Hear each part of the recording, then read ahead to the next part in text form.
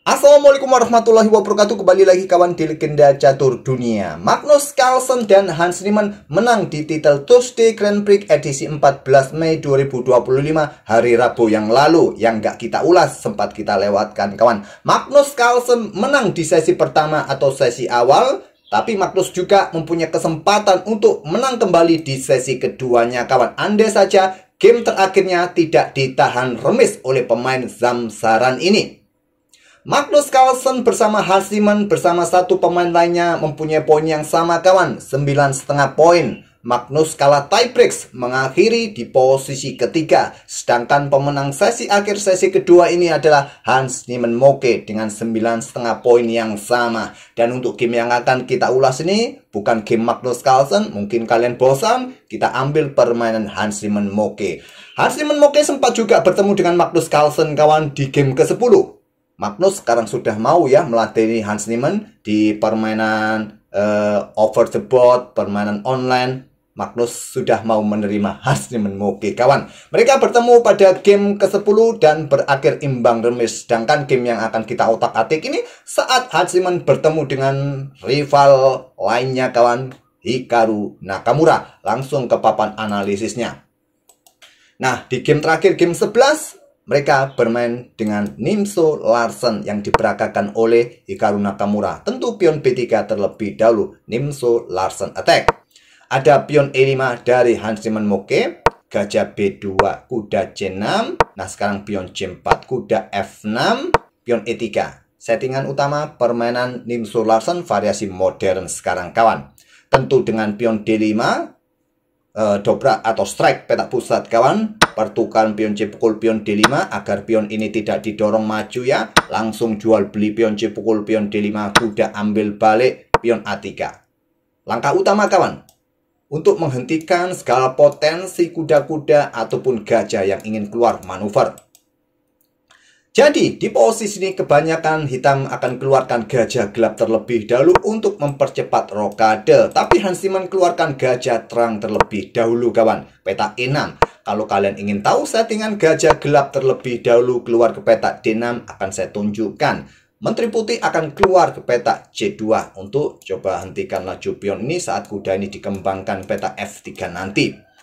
Hitam akan rokade kuda F3, menteri hitam keluar ke E7 kawan untuk dukungan bagi pionnya. Nah, sekarang pion D3 juga kontrol peta E4, berikan tempat bagi pengembangan kuda D2 nanti kawan.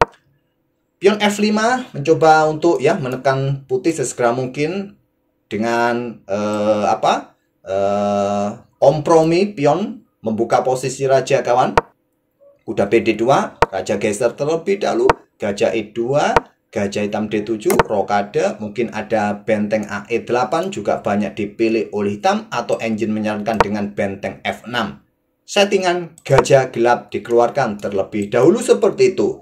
Tapi gajah E6 pilihan dari Hans Niemann Moke. Setelah kuda F3 kawan, di sini tidak dorong maju pion, posisi kuda dalam posisi terancam diagonalnya juga sedang diincar. Jadi pion F6 dimainkan oleh Hans Niemann Moke. Menteri C2 dari Nakamura, menteri D7 tidak kembangkan gajah gelap. Ini mengindikasikan dengan melangkah menteri D7, Hans Niemann persiapan untuk rokade panjang. Pion B4 bagus untuk segera didorong oleh putih persiapan serangan di sisi kiri ini kawan.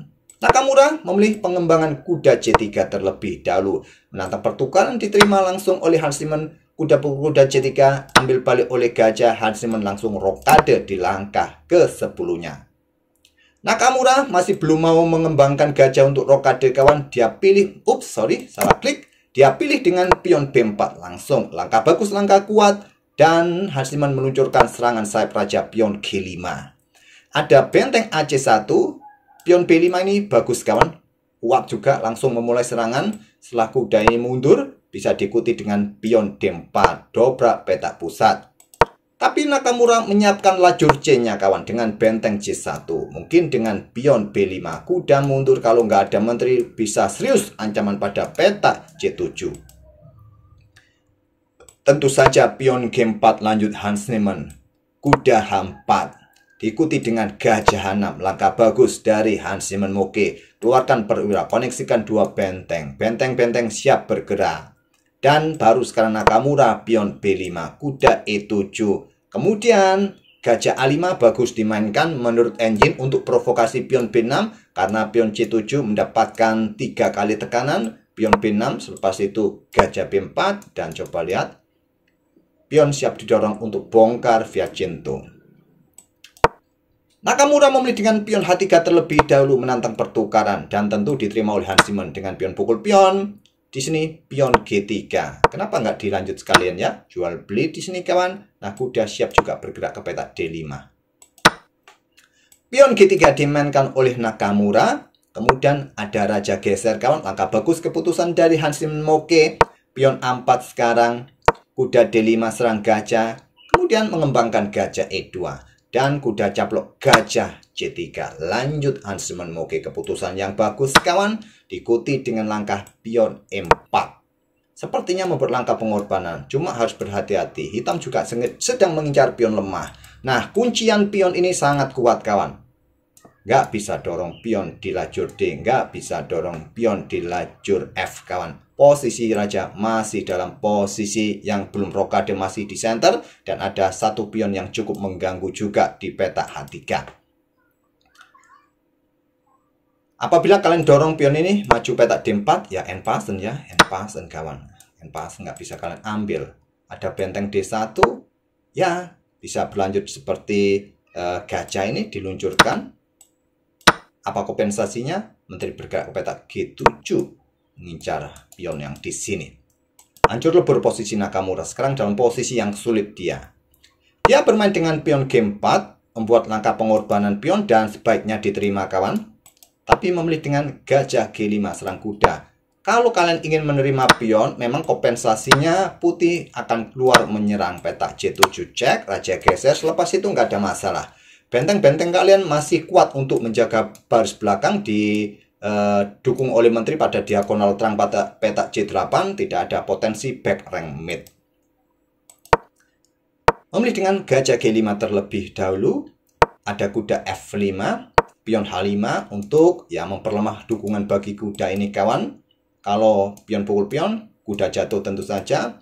Jadi di sini kuda G3 ataupun juga bisa bermain dengan pion A5 atau bentengnya juga bisa ambil ya. Pion ini gratis kawan. Kalau lanjut pion pukul pion, benteng pukul benteng, ambil balik oleh benteng, dilanjut baru kuda kembali ke G3. Ups, sebentar. Magnus Carlsen atau Hikaru Nakamura kayaknya lagi telepon ya. Hikaru Nakamura, sebentar ya. Halo. Maaf kawan, bukan Nakamura ataupun Hans Niemann atau bahkan Magnus Carlsen. Mamanya anak-anak telepon. Oke, tadi jalur yang saya tunjukkan seperti itu, kuda bisa mundur ke G3. Oke, kembali lagi ke permainan aslinya kawan. Di sini tadi memilih dengan langkah kuda langsung mundur ke G3. Membuat pion H3 sekarang tercover oleh pion G4, pion H pukul, pion G4 kawan. Posisi Nakamura semakin terdesak. Kuda ambil pion E4. Di sini ada gajah D5, pin kuda terhadap benteng. Jadi pion D3 dan pion F5. Kuda lompat ke C5. Ya, kalau kuda caplok gajah gantinya di sini. Tapi memilih ancam menteri untuk bisa menyelamatkan bentengnya. Menteri geser ke E7 dan benteng H2.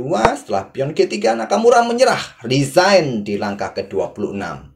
Pion-pion ini sangat-sangat mengganggu, sangat-sangat nakal kawan. Nah, apabila permainan tetap dilanjutkan, engine menyarankan dengan pion B6. Kalau dengan pion F pukul pion G3, maka pion ini lemah, bisa dicaplok oleh menteri. Coba lihat, benteng dalam posisi terancam, menteri G1 bisa mendapatkan benteng kembali kawan. Diikuti gajah ini juga sangat merepotkan, menekan baris kedua atau gajah di petak E2.